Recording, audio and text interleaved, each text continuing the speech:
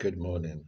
Today is Wednesday, the 24th of December, 2025. It's Christmas Eve,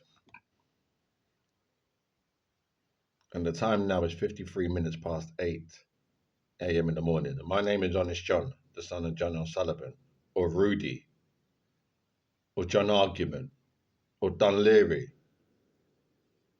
or Bellingham, or Taunton, or Roxbury, or Scuzzer, or Egan, or Marsh, or the Rugged Miller, or the Crooked Winham.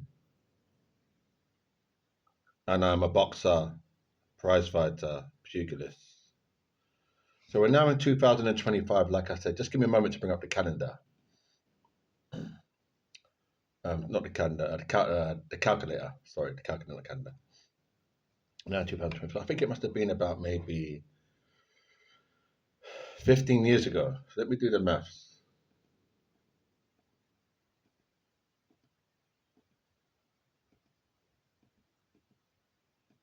So 2010.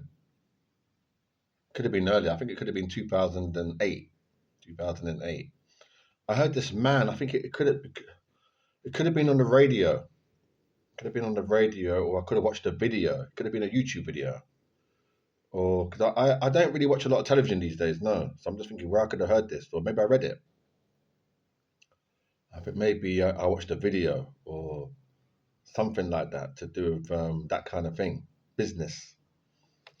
Anyway, this man, I think he was European, could have been English.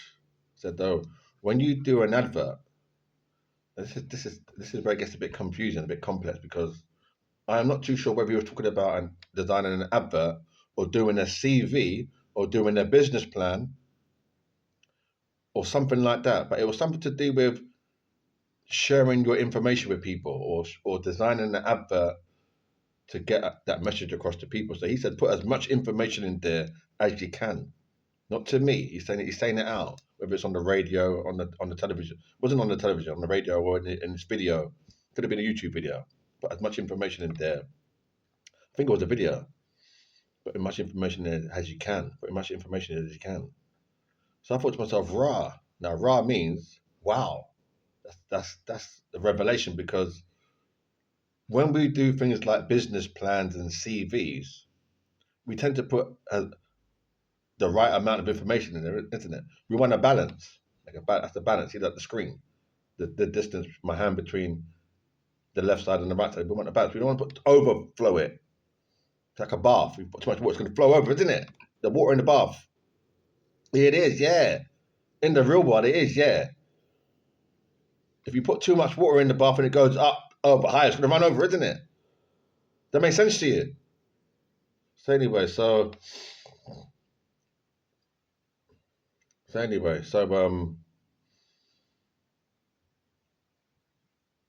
we want a balance, don't we, in our CV? So we said, okay, we're gonna put the main things that they need. We need to get across. We don't want to go. You heard about rambling on and on. Rambling on means saying more than is necessary, than more than is required. There's an element of that as well in life. And this man saying, yeah, do you understand that? It's like if you meet somebody and you're talking to them, you might meet them down the pub or in a club, anywhere. We're in England. I'm in England, London. I'm British. So at that first meeting, you don't really go on and on and on and on, do you? It gets boring. It gets boring. So if you go on and on for an hour talking about yourself, they'll get bored. They'll be bored. They might not want to, I'm laughing, they might not want to really chat to you again. If you're self-centered, if it's all about you, they might not want to come and see you again. No, they might be, well, no, this guy's got he's on a big fucking ego trip.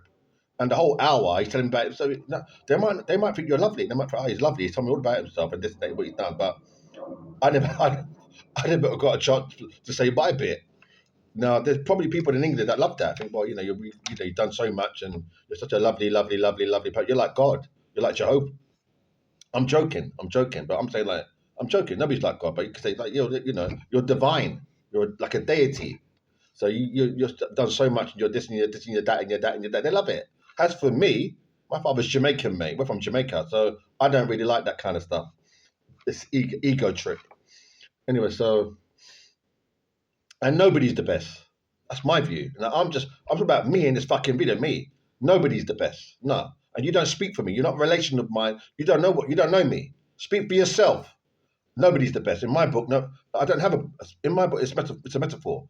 In my mind, nobody's the best. Nah, so that's for you. Keep that to yourself, and don't say, "Oh, the Bull of Lewisham or Dunleary and me." No, no, no. That's for you. Okay. So anyway, now, yeah. So he's saying put as much information in there as possible. So I'm thinking about deep. Now that deep means that's an eye opener. Eye opener means that's food for thought. Food for thought means that's a revelation. That's interesting. Put as much information in there as you can. Now, it was, like I said, it was in 2008.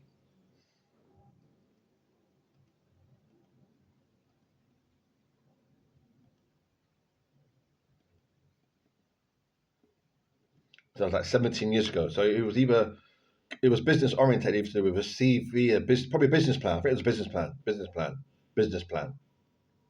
to do a business plan. So I think he's saying put as much information there as possible. I think could have been a CV, a business plan, something like that, to do with imparting information about yourself. Put as much information there as possible. I think he's right, and I thinking about it now in this video. He's right. Put as much information there because really, in this part of the world, like we're in Europe, we're in England, we're in the United Kingdom. So in this part of the world, people, there's so much competition here. It's got a lot of competition. You walk up the road and you don't think there's a lot of competition because you don't really see many people on that road as you're walking. But it's very competitive. It's a very competitive part of the world. Yeah, very competitive. A highly competitive place. Yeah, highly competitive. Yeah, you wouldn't believe. When I say you wouldn't believe, you would believe. It's just an expression. It's a stupid expression. You wouldn't believe. You would believe because everything in this world is believable to a certain degree. They don't say you wouldn't believe it. I mean, we just say that you wouldn't believe it. It's a little kind of, it's a lingo slang little tingy thing that really makes sense. But you would believe. But it's very competitive, yeah. So the more you can tell that person or that organization or that whatever it is about yourself, and you've done this, you've been to like Egypt, you've been to like Palma de Mallorca, you was there for 4 days, and you've done this and you've done that. It's interesting. Um, that's more for you, isn't it? They'll know you more. So rather than by the time they invite you to the interview or whatever it is, they'll feel like they don't have to really break the ice. Break the ice is the idiom to mean to to go for all the niceties of introduction. They'll look at your CV, feel like they already know you. So they won't be thinking, oh, he didn't put that in the CV, he didn't put that in there, he didn't explain about. I'm still not sure who this person is. So once you put everything in there, you understand? Everything. Then when they invite you for the interview, if they do, they might not still invite you for the interview. That's a bad mind. Not that they're bad mind, but I'm saying they might say, you know what, you're still not qualified. Possible, yeah. So